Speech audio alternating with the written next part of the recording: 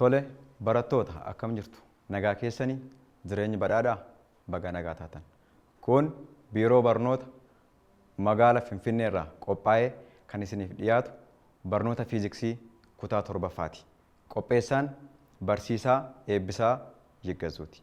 Barattoota, barnoonni keenya barnoota simisteera lammaffaa boqonnaa 5ffaa waa'ee maashinoota sasalphaa kan jedhu ta'a.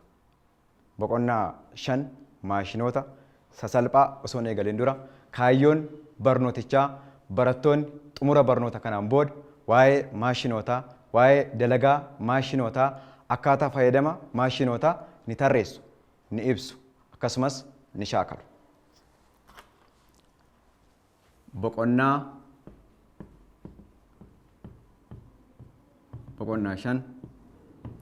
5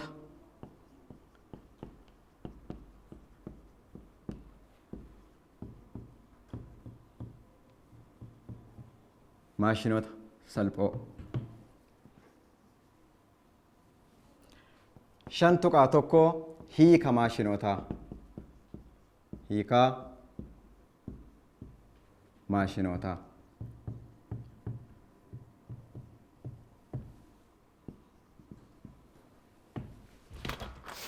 Hiika maashinootaa. Barattoota naannoo keessan keessatti maashinoota fayyadamtanii hin beektu? Isaanis kanneen akkamiiti? Haala wal fakkaatuun gochaawwan guyyaa guyyaa keenya keessatti dalagaa keenya salphisuuf meeshaalee yookaan maashinoota garaa garaatti fayyadamna. Fakkeenyaaf kanneen akka aalbee, bantuu qaruura lallaafaa, qottoo, iskiriw, akkasumas puulii fi kanneen kana fakkaatan meeshaalee yookaan maashinoota salphaa itti fayyadamnudha. Maashiniin meeshaa dalagaa keenya karaa salphaa ta'een dalaguuf nu gargaarudha. Barattoota, maashinoonni annisaa ni jijjiiru. Haala qabatamaan maashinoonni annisaa hin uuman. Kana jechuun maashinoonni annisaa uumuu hin danda'an.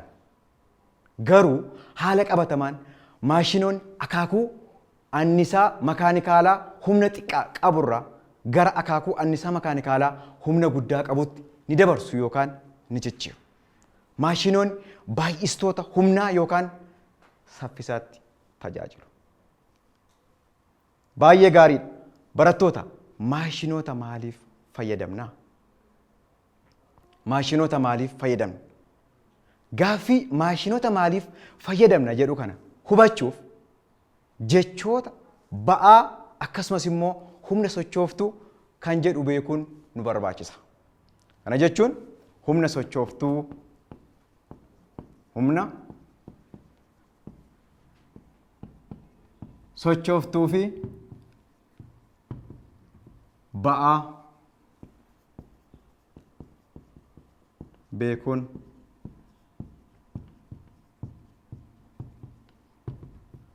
nu barbaachisa.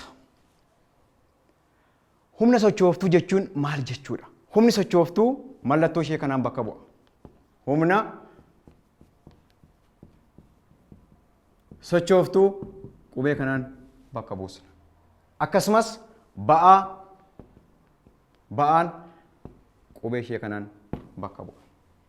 Humna sochooftuu jechuun maal jechuudha? Humna maashinii namootaan dalageeffamu yookaan humna maashinii irratti dalageeffamu ta'ee inni kun eenyuun kan jedhuuf namaan ta'uu danda'a. Ba'aa jechuun ammoo ba'aan humna maashiniin dalageessudha. Humna maashiniin wanta yookaan qaama ol ka'u yookaan socho'uu qabu irratti dalageessudha. Barattoota, sababiin namoonni maashinii fayyadamaniif maali? Sababiin namoonni maashinii fayyadamaniif sababoota gurguddoo sadiitu jira.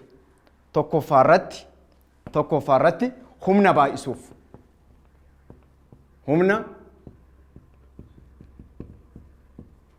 Humna baay'isuuf. Lammaffaa irratti saffisa yookaan fageenya jijjiiruuf. Saffisa yookaan fageenya jijjiiruuf yookaan baay'isuuf jechuu dandeenya. Akkasumas kallattii humnaa jijjiiruuf. Kallattii humnaa jijjiiruuf. Sababa kanneen sadaniif namoonni maashiniitti gargaaramu jechuudha. Inni jalqabaa humna baay'isuuf, lammaffaa gubbaa irratti saffisa yookaan fageenya baay'isuuf yookaan jijjiiruuf jechuun dandeenya. Sadaffaa irratti kallattii humnaa jijjiiruuf jechuudha. Sababaan kanaaf namoonni maashiniitti fayyadamuu danda'u jechuudha.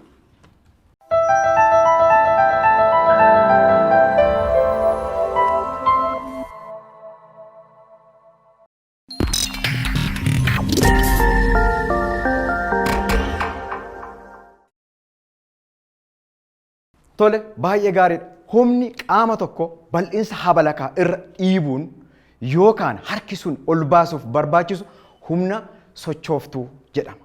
Ulfinni wanti ol ka'u tokko ba'aa kan jedhamu yommuu ta'u, fageenyi ba'aan adeemame immoo fageenya ba'aa jedhamee beekama. Maashinoonni ba'aa guddaa humna sochooftuu xiqqaan ol kaasuu danda'an baay'iftoota humnaa jedhamu. Ba'aan humna sochooftuurraa ni caala. Kana jechuun wanti ba'aa sana sochoosu xiqqaa ta'ee ba'aan sun guddaa yommuu ta'u, ba'aan humna sochooftuurra ni caala jenna jechuudha. Fakkeenyaaf biskileetii yommuu fayyadamu, fageenyi xiqqaan nama peedaalii biskileetii oofuun adeemame wiilii yookaan gommaa biskileetichaa baay'ifnee fageenya dheeraa akka deemu ta'a jechuudha. Baay'ee gaariidha. Kanaafuu biskileetii maashinii irratti baay'isuu yookaan fageenya baay'isuuf fayyadudha jechuudha. Maashinoonni humna sochooftuu fageenya gabaabaa adeemsisuu danda'an fageenya baay'istoota jedhamu. Kanaafuu haala akkasii kana keessatti fageenyi humna sochooftuun adeemame fageenya ba'aan adeemame irra ni caala jechuudha. Fageenyi humna sochooftuun adeemame fageenya ba'aa irra adeemame irra maal ta'a? Ni caala jechuudha. 5.2 faayidaa makaanikaalaa reeshoo fi gahumsa.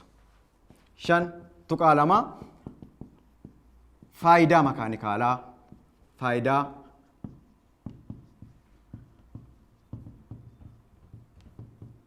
makaanikaalaa reeshoo fi ga'umsa.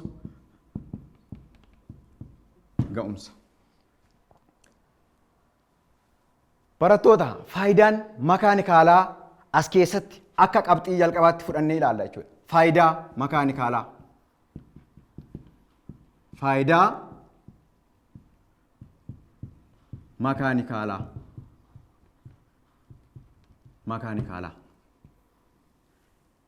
Faayidaan makaanikaalaa iddoo bu'ee mallattoo kanaan bakka bu'a. Faayidaa makaanikaalaa. Faayidaa makaanikaalaa jechuun faayidaa maashinii fayyadamuun argamu jechuudha. Fakkeenyaaf faayidaa maashinii tokko safaruu ni dandeessuu? Akkamitti safartu? Mee sekondii sondomaaf itti yaadaa. Haala kana keessatti maashinichi humna baay'isee jiraachuu danda'a jechuu hin dandeenya jechuudha. Kanaafuu faayidaan maashinichi fayyadamuun argame kun humna afuriin baay'iseera jechuu ni dandeenya. Faayidaan makaanikaalaa maashinii fayyadamuun argamu faayidaa makaanikaalaa jennee ibsuu hin dandeenya.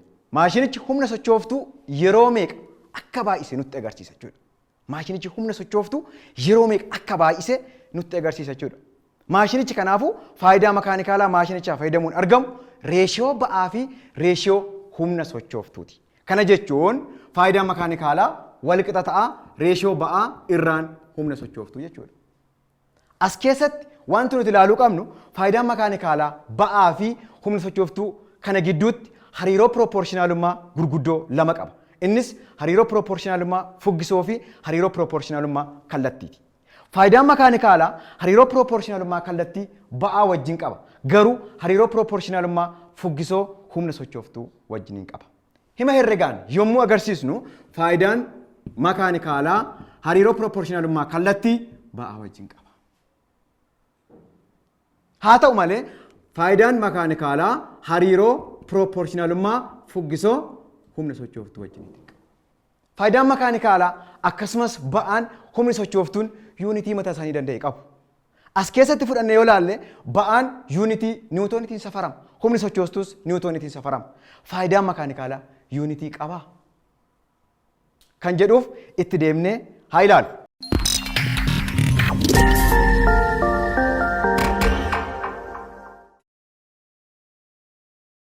Shan tuqaa tokko kana haa ilaallu. Maashinii tokko fayyadamuun maashinii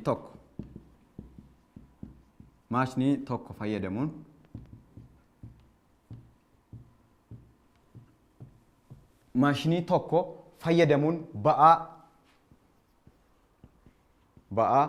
360 niwutoonii sochoosuuf humna sochooftuu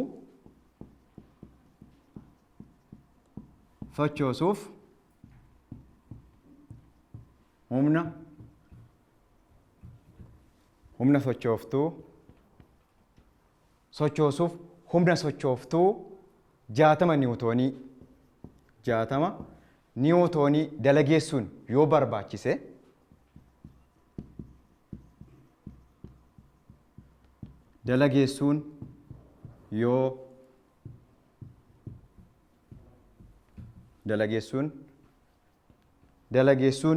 yoo barbaachise maashinicha faayidaan maashinicha fayyadamuun argamu meeqadha?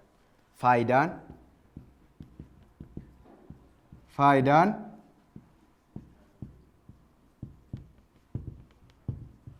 maashinicha fayyadamuun argamu.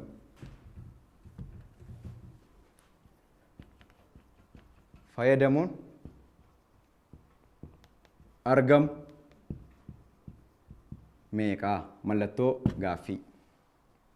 As keessaa wanti nuti beekuu qabnu fakkeenya kana maashinii tokko fayyadamuun ba'aa 360 niwutoonii sochoosuuf humna sochooftuu 60 niwutoonii dalageessuun yoo barbaachise faayidaan maashinicha fayyadamuun argamu meeqa kan jedhuuf waa gurguddaa 3 beekuu qabna. Tokkoffaa irratti kennama, lammaffaa irratti barbaadama, sadaffaa irratti akkaataa kamitti furmaata kana argachuu dandeenya kan jedhu beekuu nu barbaachisa. As keessaa kennama yommuu baafannu asirraa qabna maashinii tokko fayyadamuun ba'aa 360 niwutoonii. Ba'aan keenya walqixa 360 niwutooniidha. Sochoosuuf humna sochooftuu 60 niwutoonii ishii kana. Humni sochooftuu walqixa 60 niwutoonii. Dalageessuun yoo barbaachise faayidaan maashinicha fayyadamuun argamu meeqa? Barbaadamaan keenya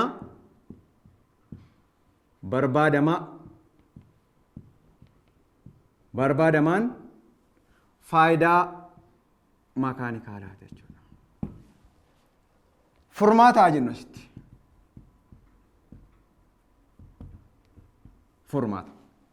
Faayidaan makaanikaalaa walqixa ta'a ba'aa irra humna sochooftuu jenneerra. Ba'aa asii qabna, humna sochooftuus asii qabna.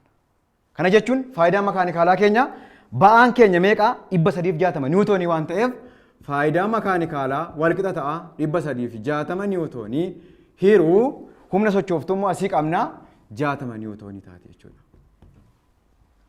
As keessatti niwutooniin kun yuunitiin niwutoonii kanaatiin baddi. Asii 0 kana ishee kana 0 kanaan balleessaa. Faayidaan makaanikaalaa walqixa ta'a 36 gaafa hirruu 6 ta'a jechuudha. Barattoota asirratti wanti isin hubachuu qabdan jalqaba gubbaarratti ba'aan keenya yuunitii niwutoonii qaba. Humni sochooftuun keenyas yuunitii niwutoonii qaba. Faayidaan makaanikaalaa garuu yuunitii hin qabu jechuudha. Sababni isaa ba'aan niwutoonii waan ta'eef, humni sochooftuu niwutoonii waan ta'eef, foormulaan keenya immoo faayidaa makaanikaalaa ba'aa irra humna sochooftuu waan ta'eef niwutooniitii waan badduuf faayidaan makaanikaalaa yuunitii hin qabu jechuudha. Kana jechuun maashinichi humna irratti dalagaa'ee ture si'a 6 baay'iseera jechuudha. Si'a meeqa? Si'a 6 kunoo ishii kanaan baay'iseera jechuudha. Kanaafuu faayidaan makaanikaalaa yuunitii hin qabu. Faayidaan makaanikaalaa gosa gurguddoo lamatti qoodamu. Isaanis faayidaa makaanikaalaa dhugoo fi faayidaa makaanikaalaa yaaddoo jennee bakka lamatti isaan qoonnaa jechuudha.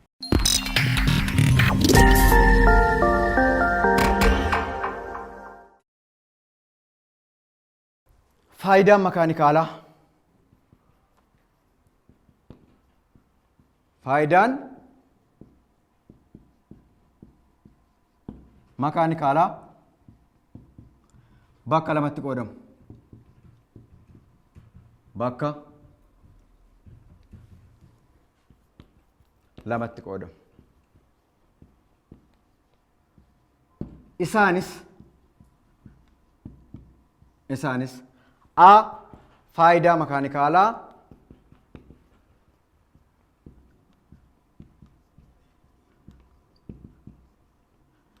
makaanikaalaa dhugoo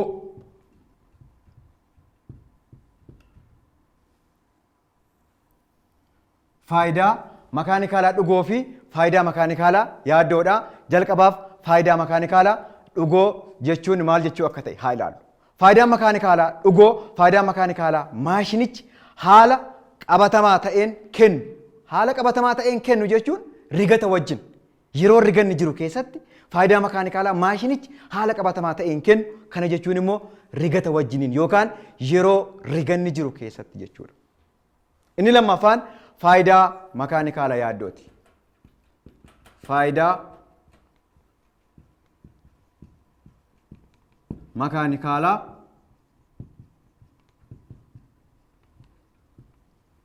yaaddoo. Faayidaa makaanikaalaa yaaddoo. Garaagarummaa faayidaa makaanikaalaa dhugoo fi faayidaa makaanikaalaa yaaddoo gidduu jiru beekuun nu barbaachisa. Faayidaa makaanikaalaa yaaddoo jechuun faayidaa makaanikaalaa haala yeroo riganni jiru keessatti yommuu yaadamu kennamudha. Kana keessatti faayidaa makaanikaalaa yaaddoo keessatti riganni jira jechuudha. Faayidaa makaanikaalaa dhugoo keessatti garuu maaltu hin jiru? Riganni hin jiru. Hubachiisa. Waan isin hubachuu qabdan as keessatti faayidaan makaanikaalaan maashinii tokko rigata maashinicha keessatti uumamu irratti hundaa'a. Maalirratti hundaa'a? Rigata maashinicha keessatti uumamu irratti hundaa'a jechuudha. Qabxii itti aanu mata duree biraa reeshoo ariitii kan jedhu ilaalla. Reeshoo ariitii. Barattoota, reeshoo ariitii jechuun maal jechuudha? Akkamitti hiika itti laattu? Mee waa'ee reeshoo ariitii sekendii 30 sammuu keessan keessatti itti yaadaa.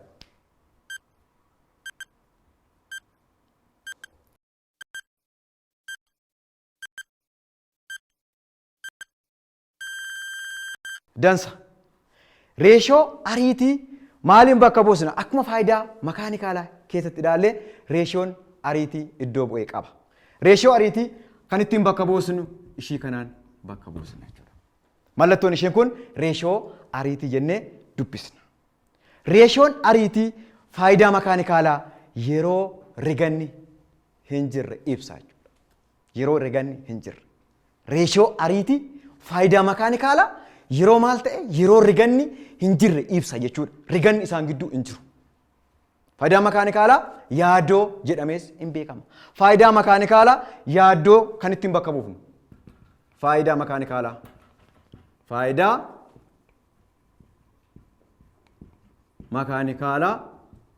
makaanikaalaa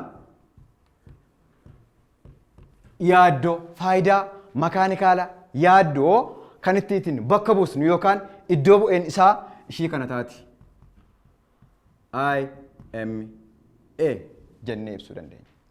Isheen kun iddoo bu'ee faayidaa makaanikaalaa yaaddooti jechuudha. Haala yookaan hiikaan reeshoo ariitii maashinii kamiyyuu hiika reeshoo fageenya ba'aan fageenya humna sochooftuun adeemamee fi fageenya ba'aan adeemame jechuudha. Reeshoon ariitii hiika fageenya humna sochooftuun adeemamee fi fageenya ba'aan adeemame jechuudha.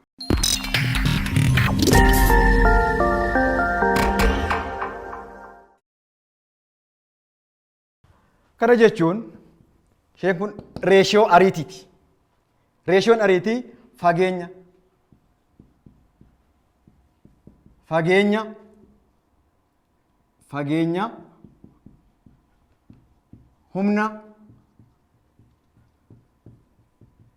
humna sochooftuun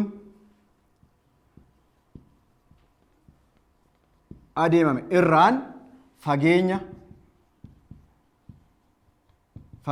ba'aan adeemamedha.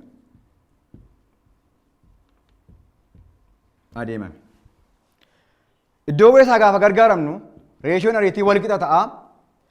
Fageenya humna sochooftuun adeemame irraan fageenya ba'aan adeemame jenna. As keessatti reeshoon ariitii hariiroo pirooporshinaalummaa kallattii fageenya humna sochooftuun adeemame akkasumas immoo hariiroo pirooporshinaalummaa fuggisoo reeshoon ariitii fageenya ba'aan adeemame wajjiniin hariiroo pirooporshinaalummaa akkasii qaba. Hima herregaa keessatti gaafa ilaalu reeshoon ariitii hariiroo pirooporshinaalummaa fuggisoo fageenya humna sochooftuun adeemame ta'a. Akkasumas reeshoon ariitii hariiroo pirooporshinaalummaa fuggisoo ba'aa fageenya ba'aan adeemame wajjin qabaata jechuudha. Ishee kana jechuun reeshoon ariitii fageenya humna sochooftuun adeemame irra fageenya ba'aan adeemame ergi jennee reeshoon ariitii kun hariiroo pirooporshinaalummaa kallattii fageenya humna sochooftuun adeemamee fi akkasumas reeshoon ariitii hariiroo pirooporshinaalummaa fuggisoo fageenya ba'aa wajjin adeemame wajjin pirooporshinaalummaa akkasii qabu jechuudha. Isaan kana keessatti fageenyi humna sochooftuun adeemame yuunitiin isaa maaliin bakka bu'aa? Fageenyi humna sochooftuun adeemame yuunitiin isaa maalinni niwutooniidha jechuudha. Akkasumas fageenyi ba'aan adeemame yuunitiin isaa maalidhaa? Niwutooniidha jechuudha. Kan reeshoo ariitii yuunitiin isaa maal isinitti fakkaata? Akkuma jalqaba ilaalaa turre fageenyi humna sochooftuun adeemame niwutoonii ergi ta'ee fageenyi ba'aan adeemame niwutoonii ergi ta'eeti reeshoon ariitii immoo walqixa fageenya humna sochooftuun adeemame irra fageenya ba'aan adeemame waan ta'eef niwutoonii waliin waan baduuf reeshoon ariitii yuunitii hin qabu jechuudha. Reeshoon ariitii maashinoota yuunitii hin qaban jechuudha yookiin immoo hin qabu. Reeshoon ariitii maashinii tokko dhaabbataadha or koonistaantii jechuu dandeenya. Rigatni yommuu xiqqaatu faayidaan makaanikaalaa dhugoon faayidaa makaanikaalaa yaaddootti hin kala yookaan immoo itti dhiyaata jechuudha. Itti kala yookaan itti dhiyaata. Akkasumas rigatni yoo zeeroo ta'e reeshoon ariitii fi faayidaan makaanikaalaa wal qixa ta'u. Barattoota waan isin hubachuu qabdan reeshoon ariitiif faayidaan makaanikaalaa yoo wal qixa ta'uu danda'u. Fakkeenyaaf reeshoon ariitii wal qixaa faayidaa makaanikaalaati. Inni kun yoom ta'a kana? Reeshoon ariitii fi faayidaan makaanikaalaa wal qixa kan isaan ta'uu danda'u yoo riganni hin jiraanne or there is no friction. Riganni walakkaa kana keessa yeroo hin jirre jechuudha. Rigatni yoo hin jiraanne yoo hin jiraanne. Riganni yoo hin jiraanne reeshoon ariitii wal qixa ta'a faayidaa makaanikaalaati jechuudha. Mee fakkeenya 5.2 haa ilaallu.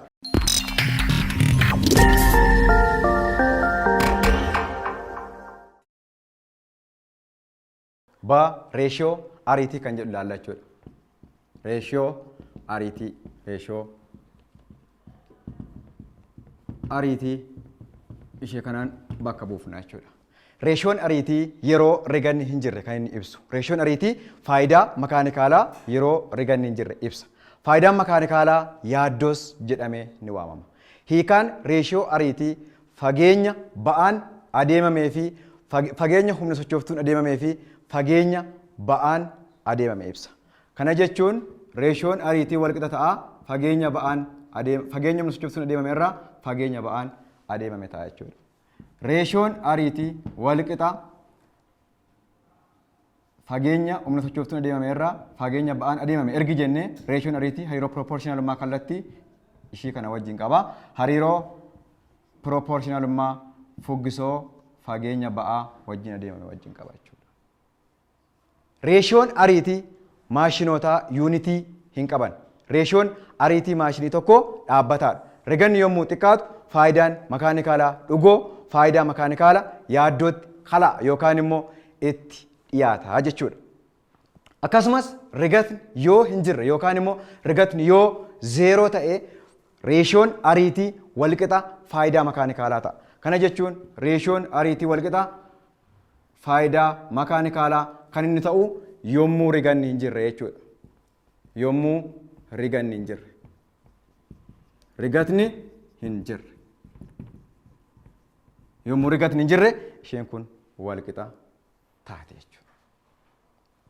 Fakkeenya ilaallu fakkeenya 5.2.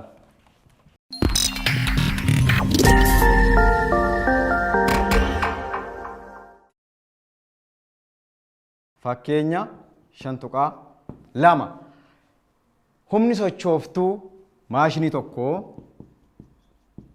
humni sochooftuu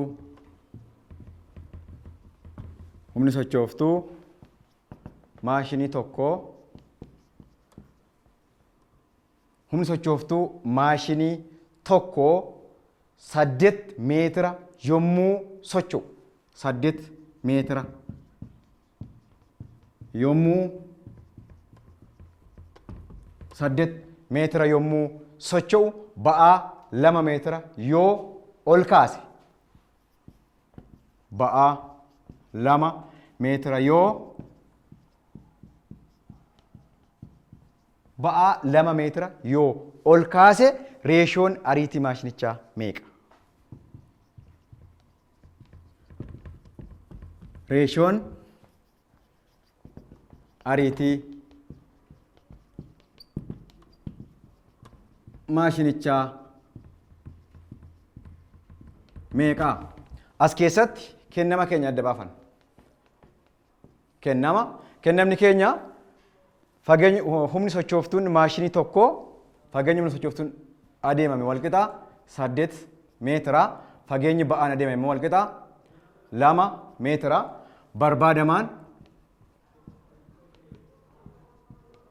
Barbaadamaan reeshoo ariitiiti. Furmaata reeshoon ariitii wal qixaa fageenya humna sochooftuun adeemame irra fageenya ba'aan adeemame. Fageenyi humna sochooftuun adeemame 8 meetira. Hiruu fageenyi ba'aan adeemame 2 meetira. Meetirri kun meetiraan baddi. Kanaafuu reeshoon ariitii keenyaa 8 2 gaafa hirru wal qixaa 4 ta'a.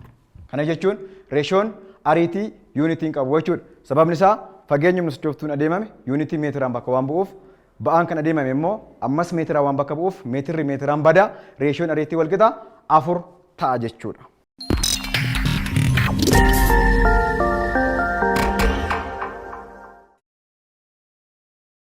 Humni sochooftuu ba'aa si'a 4 caale saffisuun socho'a yookaan immoo fageenya humna sochooftuun fageenya ba'aa si'a 4 caala jechuudha.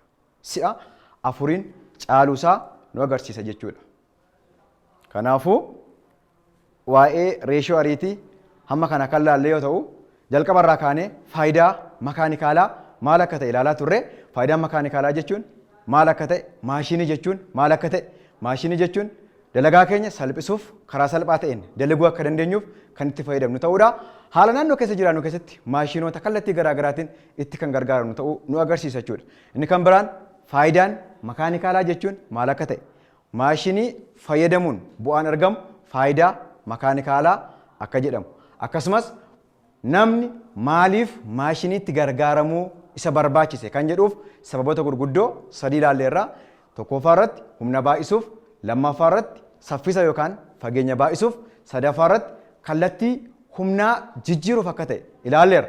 Foormulaawwan faayidaa makaanikaalaa wal qixa ta'a ba'aa irraan humna sochooftu. Akkasumas reeshoon ariitii kan inni ibsu yommuu riganni hin jirre ta'uusaa, reeshoon ariitii fi faayidaan makaanikaalaa yoom akka isaan wal qixa ta'an yeroo riganni hin jirre yookaan immoo riganni yoo 0 ta'e faayidaan makaanikaalaa fi reeshoon ariitii wal qixa ta'uu akka danda'an ilaalleerra.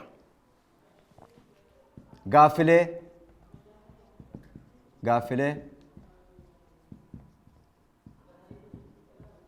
shaakalaa.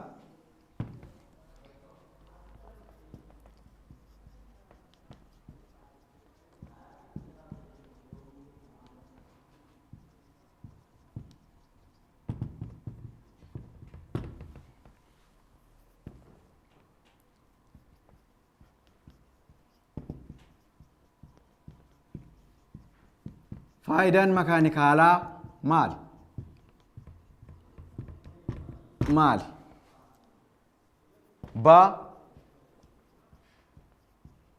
Sababoota namni maashinii itti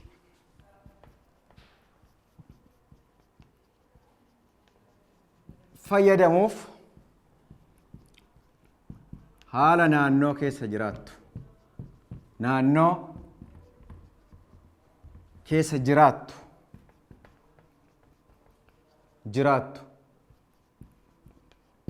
Waliin wal bira qabii ibsi.